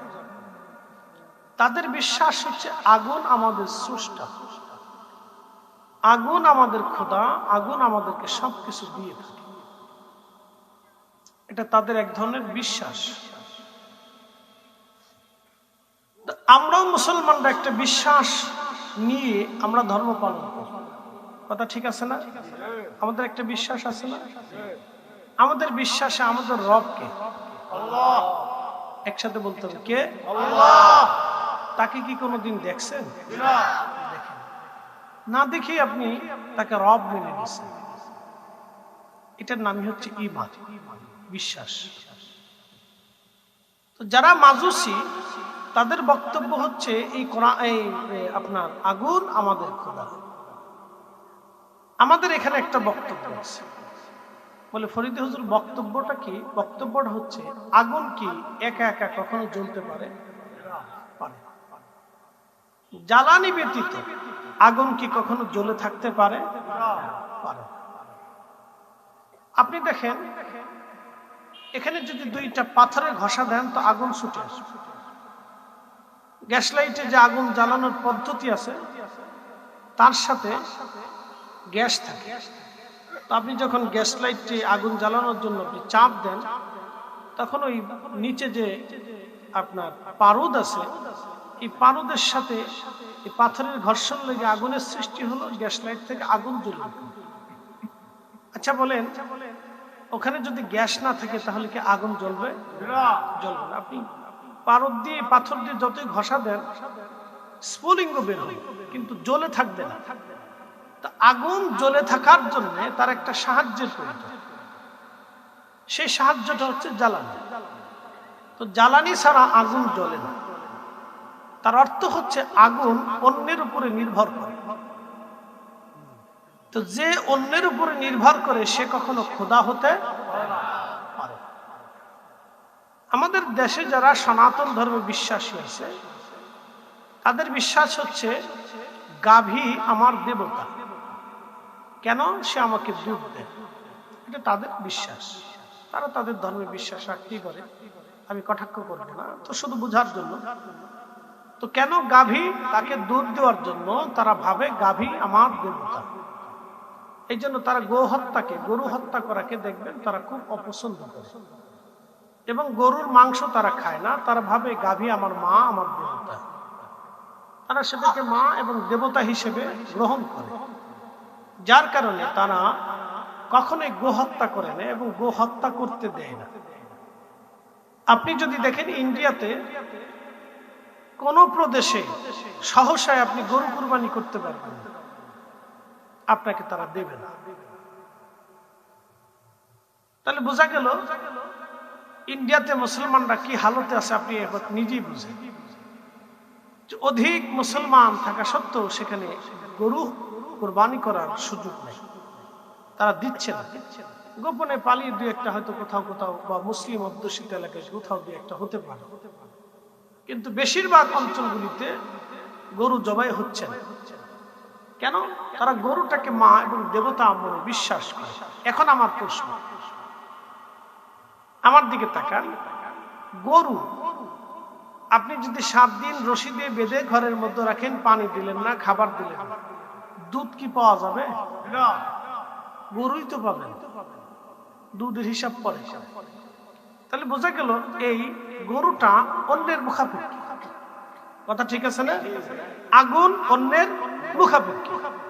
আর আমাদের রব যিনি, তিনি বলছেন আল্লাহুস সামাদ, আমি কারো মুখাপেক্ষী না, সব সৃষ্টি আমি আল্লাহর মুখাপেক্ষী। একসাথে বলবেন আল্লাহু আকবার। এখন প্রশ্ন করতে পারে যে রবকে তো দেখা যায়, তো যাকে দেখলাম না তাকে আল্লাহ বলে কিভাবে মানি? আপনার অন্তরে আসতে পারে। এখন নাস্তিকতায় যারা বিশ্বাসী তাদের বক্তব্য হলো ক্ষুধা দেখা যায় না, ক্ষুধা ধরা যায় না, ক্ষুধা ছোঁয়া যায় না, তাহলে সেই ক্ষুধা আমরা কি করে বিশ্বাস করি? এটা নাস্তিকতায় বিশ্বাসী তাদের মতামত। এখন আমি আপনাদেরকে প্রশ্ন করি, আপনার আমার দেহের ভিতরে যে রুহু আছে, এটা কি কোনোদিন ধরেছেন? কোনোদিন তাকে দেখেছেন? দেখেন, এটা আপনার দেহের ভিতরেই তিনি বসবাস করতেছেন, এবং উনি না থাকলে আপনি আর আমি একটা নিথর দেহ, মুর্দা লাশ। আচ্ছা বলেন, আল্লাহর দেনা পানা কি লাশের সাথে না রুহের সাথে? আল্লাহ কি লাশ আমাদের দেহ পাঠাইছেন না রুহু পাঠাইছেন? রুহু পাঠিয়েছেন। আল্লাহ আমাদের দেহ পাঠান নাই, রুহু পাঠিয়েছেন। কোরআন আল্লাহ বলেন ওয়াবাদা খালকাল ইনসানি মিন তিন, আমি মানুষকে মাটি দিয়ে সৃষ্টির সূচনা করেছি। সৃষ্টির মাটি, মানব সৃষ্টির সূচনা হচ্ছে মাটি থেকে, কিন্তু শুধু মাটি দিয়ে তৈরি। মাটির সাথে পানি আছে, আগুন আছে, বাতাস আছে, 4টা পদার্থ। শুধু মাটি না, মাটি দিয়ে শুরু করছে, এর সাথে আরো অ্যাডজাস্ট করছেন পানি, আগুন, বাতাস। আপনি নিজের দেহের দিকে দেখেন, তাপমাত্রা না থাকলে, শীত যতই পড়ুক, শরীর আপনাকে গরম থাকতেই হয়। এই তাপ না থাকলে পৃথিবীর কোনো মানুষ বেঁচে থাকবে না। শীত যত বেশি পড়ুক, আপনার অক্সিজেন থাকতেই হবে। অক্সিজেন না হলে মানুষ, এই বাতাস না হলে মানুষ বাঁচবে না। আপনার পৃথিবীর সারা পৃথিবী মরুভূমি হয়ে যাক, মানব শরীরের ভিতরে তার পানি থাকতেই হবে। পানি না হলে মানুষ বাঁচবে। তাহলে মানুষের সৃষ্টির উপাদান হচ্ছে মাটি, আগুন, পানি, মাটি, বাতাস। হুজুর, এটা কি আপনার বক্তব্য না? হুজুর গাউসে পাক মহিউদ্দিন আব্দুল কাদের জিলানী সিররুল আসরারের ভিতরে লিখেছেন, মানুষ 4টি পদার্থ দিয়ে তার বডির স্ট্রাকচার আল্লাহ তৈরি করেছে, আগুন, পানি, মাটি, বাতাস, কিন্তু সূচনা করছেন মাটি থেকে। এরপর আল্লাহ বলেছেন সুম্মা জাআলা নাসলাহু মিন সুলালাতিন মিন মাইন মাহিন, আমি মানুষের বংশের বিস্তার করছি। ছেলে হইছে, নাতি হইছে, পুতি হইছে, ভাই হইছে, বোন হইছে, ভাতিজা, ভাগ্নি, ভাগ্নে, এই যে আত্মীয় স্বজন একটার পর একটা, একটার পর একটা বংশের বিস্তার আমি করেছি। মিন সুলালাতিন মিন মাইন মাহিন, মানুষের শরীর থেকে নির্গত নির্যাস একটু পানি। একসাথে বলবেন আল্লাহু আকবার। আচ্ছা, আমি এত সময় দুইটা আয়াত থেকে আমি আল্লাহর বক্তব্য শোনাইলাম। বলেন, আল্লাহর বক্তব্যের ভিতরে কি আপনার কাছে মনে হয় এটা ভুল আছে? সৃষ্টির সাথে আল্লাহর বক্তব্যের কত চমৎকার মিল আপনি দেখেন।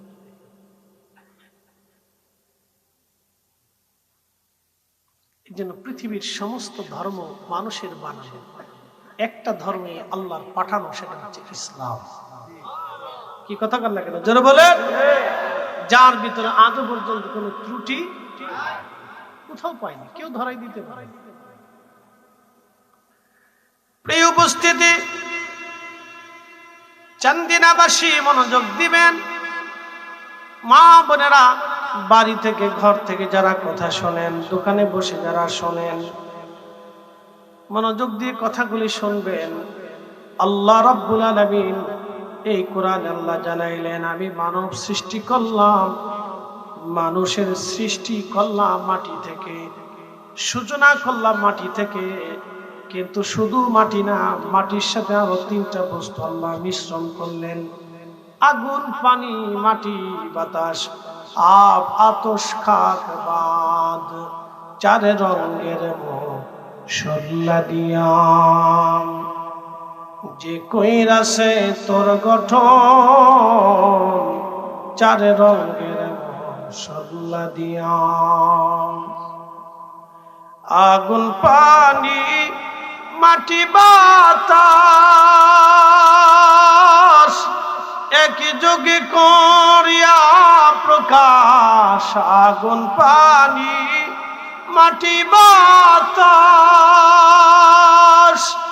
একই যোগে করিয়া প্রকাশ। ওরে দেখিলি না তুই খৈরা তালাশ, ওরে দেখিলি না তুই কইরা তালাশ। কোন জায়গা সে মহাজন, চার রঙের মশলা দিয়াম। যে কইরাছে তোর গঠন, চার রঙের মশলা দিয়াম।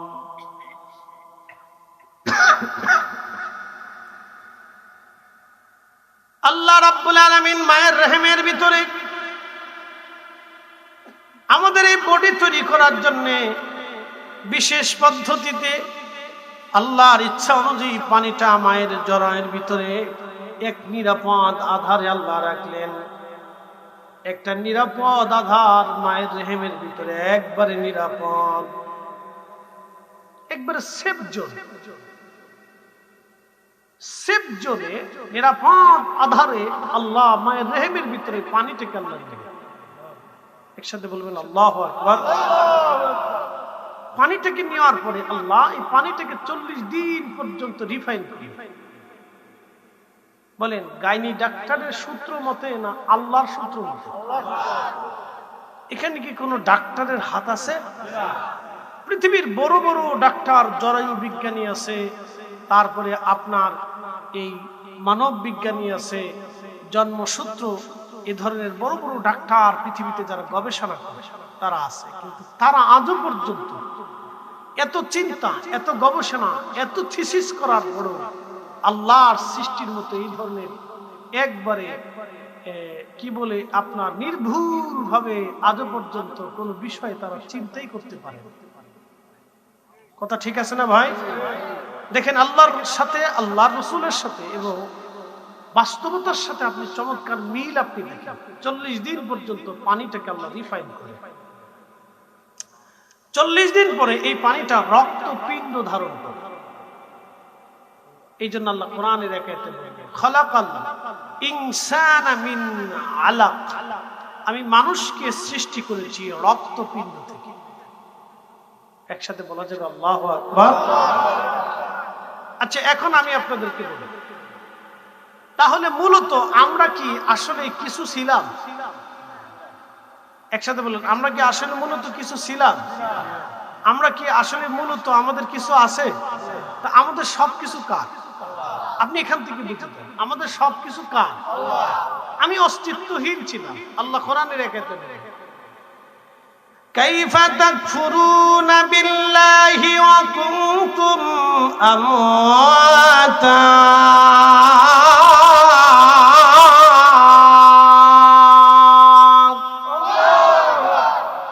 কাইফা তাকফুরুনা বিল্লাহ, তোমরা কি করে আল্লাহকে অস্বীকার করো। অকুনতুম আমওয়াতা, অথচ তুমি নির্জীব ছিলে, নিষ্প্রাণ ছিলে, মৃত ছিলে, অস্তিত্বহীন ছিলে।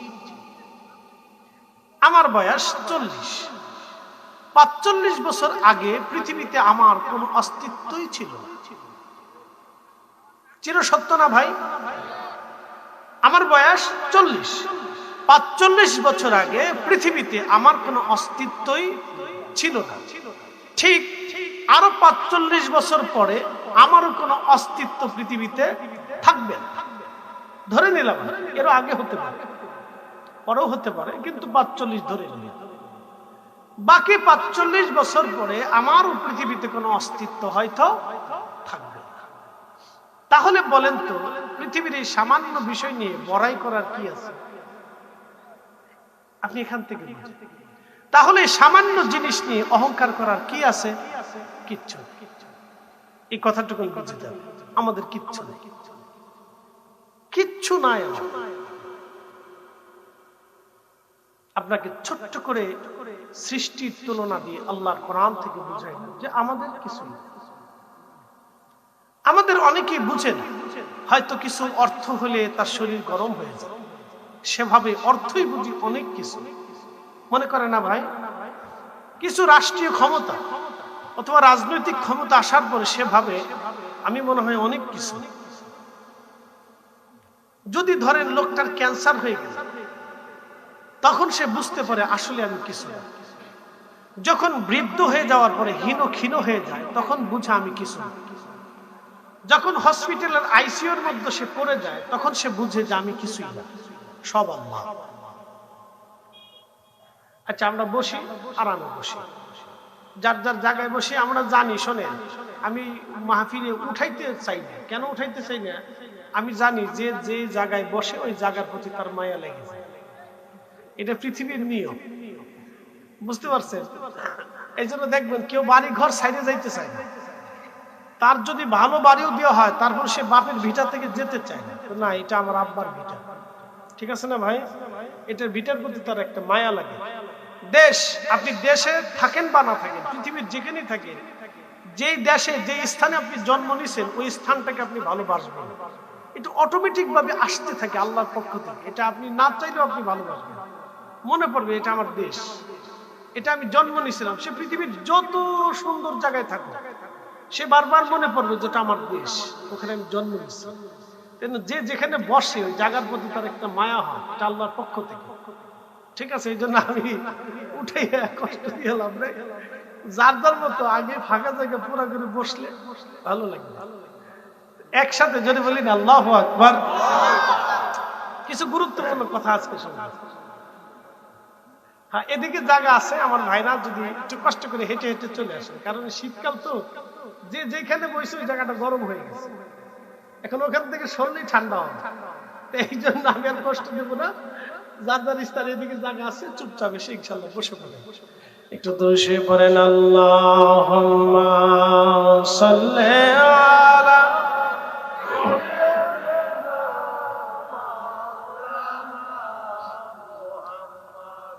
ওয়া আলা আলি সাইয়্যিদিনা।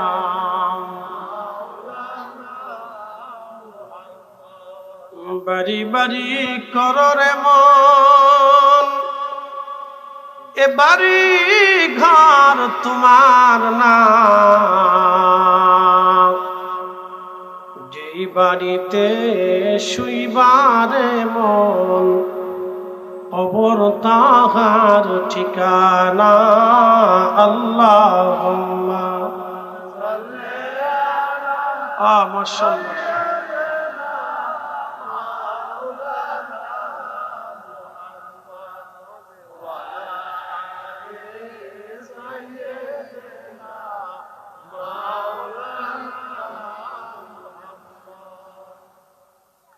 খুব মনোযোগ দিবেন।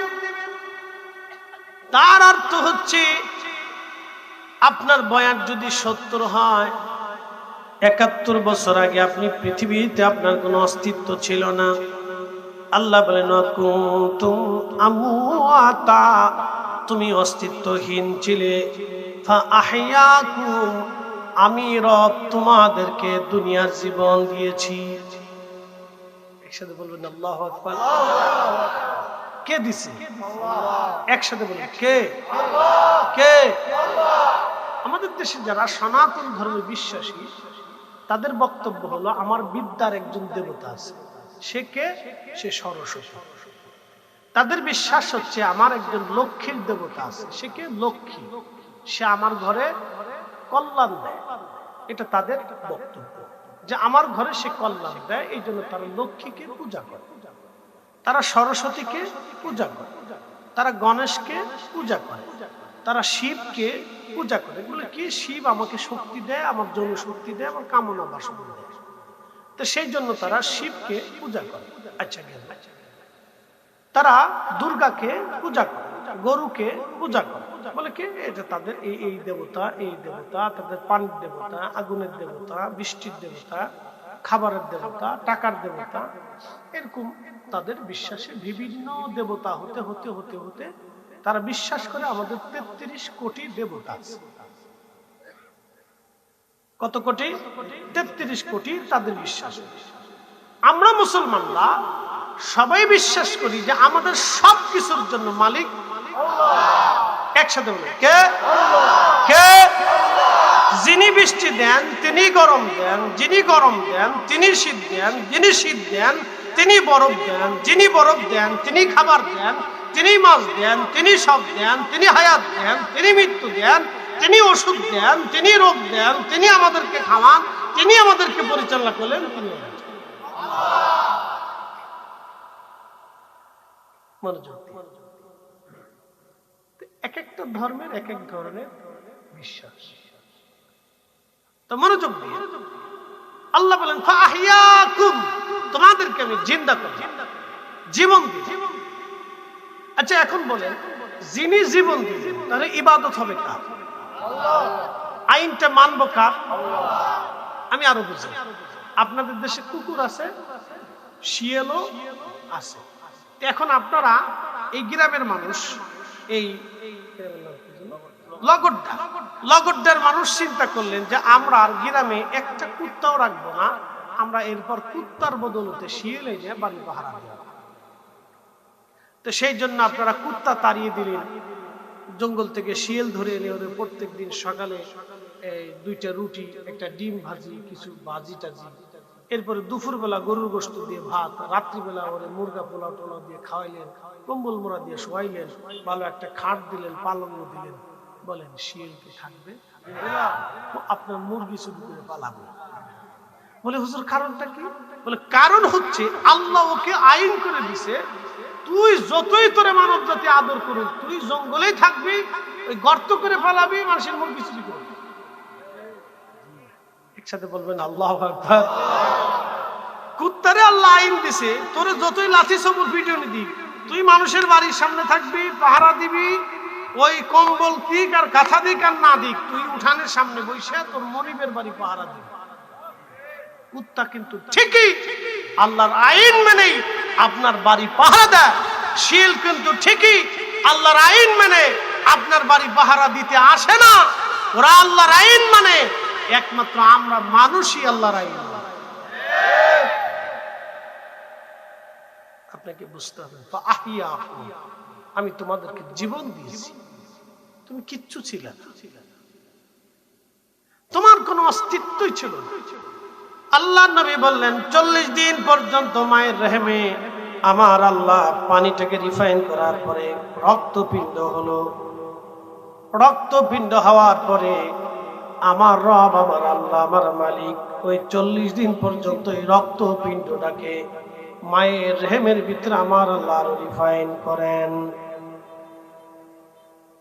রিফাইন করার পরে আরো 40 দিন রিফাইন করার পরে সেটা গোশতের টুকরা হয়ে যায়। গোশতের টুকরা হয়ে যাওয়ার পরে আরো 40 দিন পর্যন্ত আমার আল্লাহ গোশতের টুকরাটাকে রিফাইন করতে করতে করতে করতে অস্থি হয়, হাত হয়, আঙ্গুল হয়, মোটামুটি একটা বডির স্ট্রাকচার আল্লাহ তৈরি করেন। এরপরে আল্লাহ বলেন, জিব্রাইল রূহের জগৎ থেকে আসল ইঞ্জিনটা এনে আমার বান্দার দেহের ভিতরে রূহখানা ফুঁকায়ে দাও।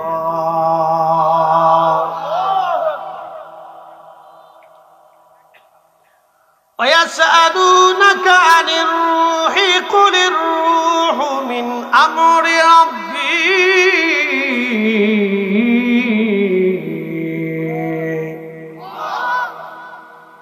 আল্লাহর নবীকে কাফেররা এসে বলল, হুজুর রূহ কি বলে দেন,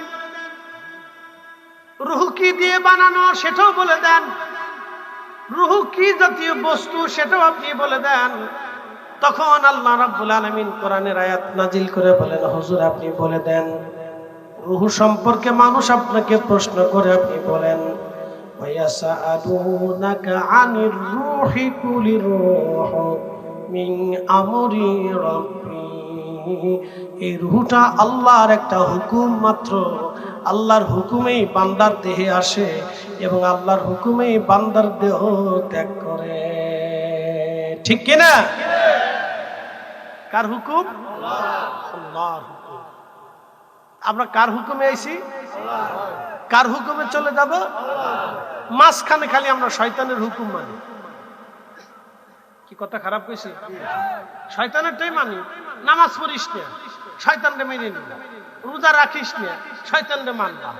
সুদ খা, শয়তানরে মানবা। ঘুষ খা, শয়তানরে মানবা। অন্যের জমি কেড়ে নে, শয়তানরে মানবা। শয়তান আপনাদের তাগাদা দিচ্ছে, তুই তোর বোনের জমি দিস না। বহু ভাই আছে এ দেশে বোনের জমি দেয় না, নিস পরে নিস পরে নিস পরে নিস পরে নিস, অথচ আপন রক্তের বোন, একই মায়ের রেহেমের ভিতরে দুই ভাই বোন ছিল, ভাই বোনের জমি দেয় না, অথচ বোন তার উত্তরাধিকার সূত্রে বাবার হক সে নিজে পায়, বোনের জমি ভাই দেয় না। বলে কারণ কি? ভাইয়ের কাছে বোন দুর্বল, ভাই দিবি না পরে নিস, ভাই দিবি না পরে নিস, নিতে নিতে নিতে নিতে মৃত্যু হয়ে গেল। আচ্ছা আপনি বলেন তো, যেই ভাই বোনের জমিটা বুঝিয়ে দিল না, সে যতদিন ওই জমির ফসল খাইছে, হালাল খাইছে না হারাম খাইছে? ওই টাকার খাবার আর শুয়োরের গোশতের ভিতরে কোনো তফাৎ নেই। আপনাকে দিন বুঝে দিত। আসল ইসলাম আপনাকে বুঝতে হবে। পৃথিবীতে সাহাবায়ে কেরামের এত সুন্দর জুব্বা ছিল। আমি আপনাদেরকে বলি, সাহাবীদের কিন্তু এত সুন্দর জুব্বা ছিল না, এত সুন্দর পাগড়িও তাদের ছিল। আমরা যে সুন্দর সুন্দর চাদর গায়ে দিই, এগুলো ছিল না। জায়গায় জায়গায় তালি দেওয়া ছিল, তালি দেওয়া সিরা ছিল। এত সুন্দর মোলায়েম কাপড় ছিল না, মোটা সুতা দিয়ে বানানো সালার চটের মতো পোশাক পরে সাহাবীরা বিশ্ব বিজয় করেছে। কারণ কি জানেন? তারা এক চুল পরিমাণ পৃথিবীতে আমানতের খেয়ানত করত না। আল্লাহর আইনের বাহিরে চুল পরিমাণও যেত না, চুল পরিমাণও না, চুল পরিমাণও না, চুল পরিমাণও না। সাহাবায়ে কেরাম আল্লাহর সিদ্ধান্তের বাহিরে, রাসূলের সুন্নতের বাহিরে চুল পরিমাণও তারা কখনো খেলাপ করেন নাই, জান নাই। যার কারণে সাহাবায়ে কেরামের পোশাক ছিল নরমাল, কিন্তু ঈমান ছিল বড়, উহুদ পাহাড়ের মতো শক্ত। কথা কোন ঠিক না বেঠিক? এজন্য তারা শ্রেষ্ঠ। তারা কি? কথা বলেন, তারা কি? শ্রেষ্ঠ। তারা হচ্ছে শ্রেষ্ঠ। আমরা বসি একটু জিকির করি, লা ইলাহা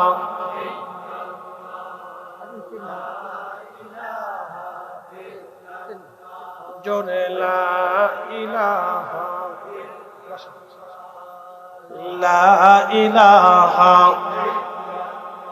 লা ইলাহা ইল্লাল্লাহু মুহাম্মাদুর রাসূলুল্লাহ সাল্লাল্লাহু আলাইহি ওয়াসাল্লাম।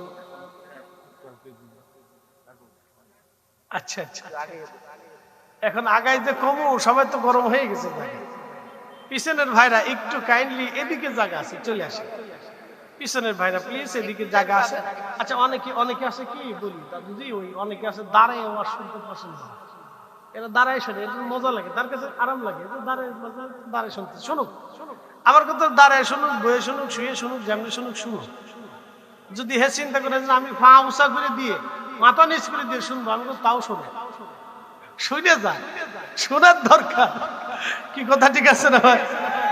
আচ্ছা বলেন তো, আজকে মাহফিল যদি এখানে না হইতো তাহলে এই কথাগুলি আপনারা কি শুনতে পারতেন? তাহলে মাহফিল হওয়ার দরকার। এই জন্য আল্লাহ রাসূল বলেছেন আদ-দীনুন নসিহা, দিন নসিহতের উপর নির্ভর করে। যত বেশি নসিহত হবে দিন তত শক্ত হবে, মুসলমান তত বুঝতে পারবে। বলেন না সুবহানাল্লাহ। আচ্ছা, সাহাবীদের আরেকটু বুঝাই। কোন সাহাবী বিচারের বেলায় কি স্বজনপ্রীতি করছে? আপনাদের কি মনে হয়? নিজের ছেলে যদি অন্যায় করছে তারপর ছেড়ে দিছে? আপনার ছেলে যদি কোনো নারী ধর্ষণ করে, আপনি নিজেই তাকে বাঁচানোর জন্য জেলখানায় যাবেন, আদালতে যাবেন, উকিল ধরবেন, চেয়ারম্যান ধরবেন, মেম্বার ধরবেন। কেন লজ্জা করে না? আপনি কেন তাকে বাঁচাইতে যাবেন? ছেলে হোক, হোক আপনার সন্তান, হোক আপনার কলিজার টুকরা সন্তান, আল্লাহর আইনে সে সমান। আপনি তাকে কেন বাঁচাইতে যাবেন? সে অন্যায় করেছে, তাকে শাস্তি পেতে হবে। এরকম মুসলমান কয়জন আছে দেশে? হিসাব করে আপনি হিসাব করেন। কিন্তু সুন্দর টুপি মাথায় দিয়ে নামাজের প্রথম কাতারে দাঁড়াইছে, এ সুদে নামাজ, ঘুষে নামাজ বহু আছে। তাহলে হিসাব করেন তো মুসলমান কয়জন আছে? প্রিয় উপস্থিতি, খুব মনোযোগ দিবেন। তাহলে আমরা কয়জন আছি এরকম নিজের সন্তানটাকে আল্লাহর বিধানের উপর ছেড়ে দিয়ে আপনি শাস্তি দিবেন, আপনি নিজে শাস্তি দিবেন? কয়জন আমরা আছি আপনি একটু চিন্তা করেন। আচ্ছা, আমি তাবলীগ নিয়ে সমালোচনার দরকার নেই আমার, সেটা তাদের নিজস্ব বিষয়। যে মানুষগুলি আজকে তাবলীগ জামাতের ইজতেমা মাঠে মারা গেল, এই মৃত্যুর দায়ভারটা কে নিবে? আমার সমালোচনার দরকার নেই, তারা মন্দ ভালো ওটা আমার বলার দরকার নেই। তারা ভালো কাজ করুক, আমরা দোয়া করি। কথা ঠিক আছে না ভাই? তারা ভালো কাজ করুক, আমরা দোয়া করি। কিন্তু যে মানুষগুলি আজকে মারা গেল, এর ভিতরে বৃদ্ধ মানুষও আছে। তাহলে এই মানুষটার দায়ভারটা কে নিবে? যে সে মারা গেল, সে মরে গেল, এই দায়ভারটা কে নিবে? কার ঘাড়ের উপর বর্তা? বলুন, কে ফাইসালা করবে? এক মিনিট, ওগুলো আমাদের ফাংশন। শহীদ হোক না জান্নাতে চলে যাক আমার বিষয়। আমি বলছি তারা ভালো কাজ করুক, আমরা দোয়া করি। কথা ঠিক আছে না ভাই?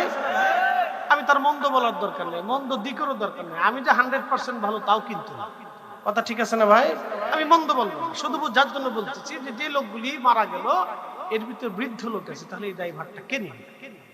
আল্লাহ কোরআনে বললেন, মান কাতালা নাফসান বিগাইরি নাফসিন আও ফাসাদিন ফিল আরদি ফাকান্নামা কাতালান নাসা জামিআ। তুমি একজন নিরপরাধ মানুষকে মারছো। কি নিরপরাধ? জোরে বলেন কি? সে ফাসাদ করে নাই, সে ফাসাদ করে নাই, তাকে হত্যা করার মতো কোনো কাজ সংগঠিত সে করে নাই, সে নিরপরাধ, তুমি তাকে মেরে ফেলছো।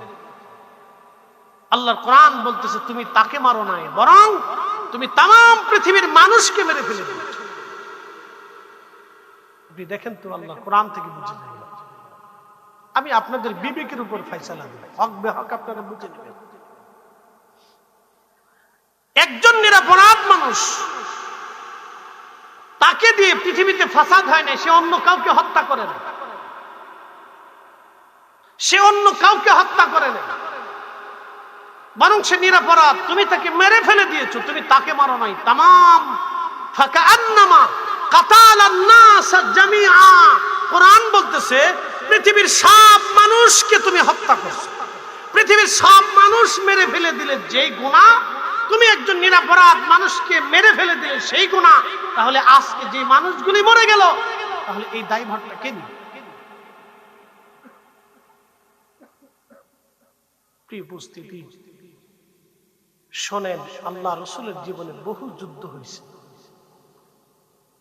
অনেক যুদ্ধ আল্লাহর নবী করেছেন। সংঘাত, মারামারি, যুদ্ধ রাসূল এড়ানোর বহু চেষ্টা করতেন। যখন নিরুপায় হতেন তখন আল্লাহর নবী যুদ্ধ করতেন। মক্কাতে রাসূল চলে গেলেন হুদাইবিয়ার সন্ধি, নবী ইচ্ছা করলে তখনই যুদ্ধ করতে পারতেন, কিন্তু আল্লাহর নবী সন্ধি করলেন।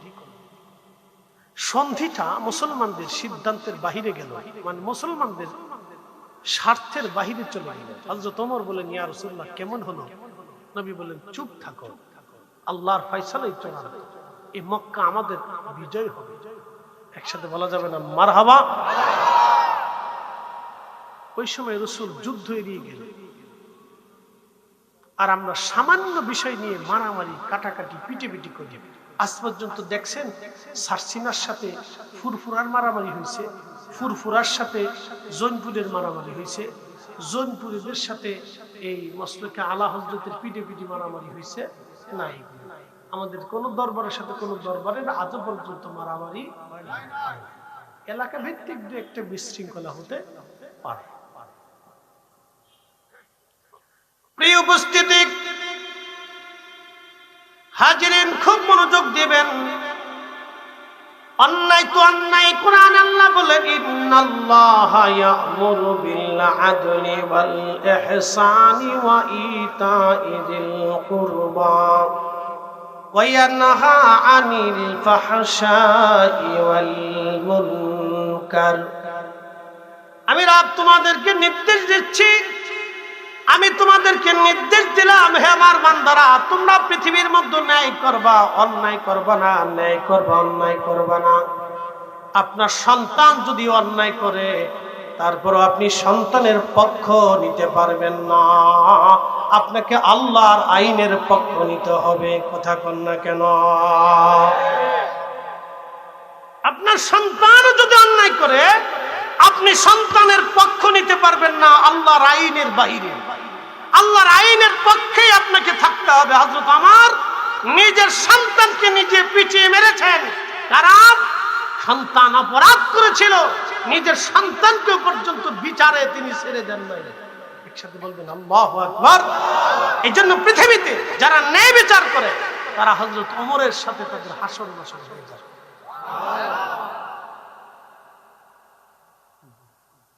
বিচারের তাগিদে ন্যায়ের কাছে হযরত ওমর নিজের সন্তানকে পর্যন্ত ছেড়ে দেন। কলিজার টুকরা সন্তানকে না, এখানেও ছাড় হবে। আর আমাদের দেশে সব টিভি দিয়ে সালিশ বিচার হয়। কাকা একটু ভালো করে বুঝে দেখেন, আমার পক্ষে যেতে রায় আছে, উনি অপরাধ করলে ওনার পক্ষেই যেতে হবে। এই পক্ষ বিপক্ষ পৃথিবী থেকে যতদিন না যাবে, ততদিন আমাদের মঙ্গল হবে না। শোনেন, আল্লাহ রাসূল বলেছেন, উম্মত, তোমাদের ভিতরে যদি ন্যায় বিচার প্রতিষ্ঠিত হয়, তাহলে মনে রাখবে আল্লাহর আকাশ থেকে রহমতের বৃষ্টি আসবে, তোমাদের সামান্য শস্যে আল্লাহ বরকত দিবে। যদি তোমরা পৃথিবীতে ন্যায় বিচার প্রতিষ্ঠিত করতে পারো, যদি পৃথিবীতে ন্যায় বিচার হয়, ন্যায় হয়, যদি অন্যায় না হয়, তোমরা যদি ন্যায় বিচার পৃথিবীতে প্রতিষ্ঠিত করতে পারো, তাহলে গাভীর এত পরিমাণে দুধ হবে যে এক গাভীর দুধই সারা গ্রামের মানুষ খেতে পারবে না। যদি তোমরা পৃথিবীতে ন্যায় বিচার প্রতিষ্ঠিত করো, তাহলে শুনে রাখো, একটা আনার ফল দিয়ে সারা গ্রামের মানুষ খেতে পারবে, একটা আনারই গ্রামের মানুষ খেয়ে শেষ করতে পারবে। কিন্তু আজও হয়নি। এটা হবে ইমাম মাহদীর সময়, এর আগে কেউ পারবে না, হয় নাই। চেষ্টা করতে পারি। ন্যায় বিচারটাকে আল্লাহ এইভাবে প্রাধান্য দেন। একটা কথা মনে রাখবেন, পৃথিবীর সবচেয়ে নিকৃষ্ট ওই মানুষ যে অন্যায় বিচার করে। এর মতো কোন জঘন্য মানুষ পৃথিবীতে নেই। যেই লোক পতিতার ব্যবসা করে, নিজের টাকা দিয়ে অন্য নারীর দেহ ভোগ করে এবং নারীদেরকে পতিতা বৃত্তি করা, তারা পৃথিবীতে একবারে শুয়োরের চেয়ে নিকৃষ্ট। ও মানুষের কাতারি পড়ে, ও শুয়োরও না, শুয়োরের চেয়েও নিকৃষ্ট। ও কুকুরের সাথে তুলনা করা যাবে না। কুকুরের 3টে গুণ আছে, ওর কোনো গুণ নাই। আর পৃথিবীতে শুয়োরের চেয়ে নিকৃষ্ট তারা, যারা পৃথিবীতে মানুষের সাথে অন্যায় বিচার করে। আপনি ঠিক বললেও ঠিক, না ঠিক বললেও ঠিক। আল্লাহ বলেন, ইন্নাল্লাহা ইয়া'মুরু বিল আদলি, তোমাদেরকে হুকুম দিচ্ছি, তোমরা পৃথিবীতে ন্যায় বিচার করবে, ন্যায় করবে, ন্যায় করবে, অন্যায় করবে না, অন্যায় করবে না। একসাথে বলা যাবে না আল্লাহু আকবার। বিচারের জন্য সাহাবীরা এক মহিলাকে ধরে নিয়ে আসছে। কারণ কি, মহিলা চুরি করছে। আল্লাহ নবী বললেন তার হাত কেটে দাও। সাহাবীরা এসে বলেন, ইয়া রাসূলুল্লাহ, ক্ষমা করে দিবেন, এই মহিলা সম্ভ্রান্ত পরিবারের একজন নারী, তার কি হাত কাটাটা মওকুফ করা যায় না? আল্লাহ নবী রাগান্বিত হয়ে গেলেন, জানারি হয়ে গেলেন। কি বলছো সাহাবীরা?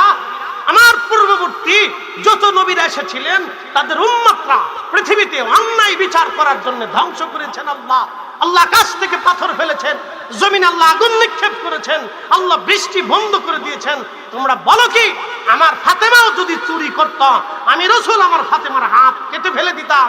অন্যায়ের ব্যাপারে ন্যায়ের পক্ষে আমি রাসূল আপোষহীন, হাত কেটে দাও। ধনী হোক না রাষ্ট্রপ্রধানের মেয়ে হোক, এটা দেখা যাবে না, হাত কেটে দাও। একসাথে বলা যাবে না আল্লাহু আকবার? না না, হয় না, আরো জোরে বলেন আল্লাহু আকবার। ইসলাম। রাসূল বললেন অন্যায় বিচারের জন্য আগে আল্লাহ পৃথিবী থেকে বহু বৃষ্টি বন্ধ করে দিয়েছেন, পাথর নিক্ষেপ করেছেন, মানুষকে ধ্বংস করে দিয়েছেন, শস্য শ্যামলকে ধ্বংস করে দিয়েছেন, শুধু অন্যায় বিচার করার জন্য। আপনি দিন বুঝে যান। বহু মানুষ আছে ন্যায় বুঝে না, টুপি মাথায় দিয়ে আছে, নামাজের সেজদার ভিতরে পড়ে নিয়েছে, শয়তান হাসে আর কয়, চাচা তোমার কিচ্ছু নেই। ফরিদ সাহেবের মতো ফাগরি ৩৬,০০০ বছরও যদি মাথায় দিয়ে ঘোরেন, কিচ্ছু হবে না। দিন বুঝতে হবে। আমরা আসলটা হারিয়ে ফেলেছি, শুধু বাহ্যিক পোশাকটা ধরে নিয়েছি, কিন্তু হৃদয়ের ভিতরে আমাদের দিন নষ্ট হয়ে গেছে। কথা ঠিক কিনা ভাই? হৃদয়টা নষ্ট হয়েছে, আমরা বাহিরের পোশাকটাকে ধরে নিয়েছি। খুব সুন্দর দেখা যাচ্ছে, কত সুন্দর হুজুর,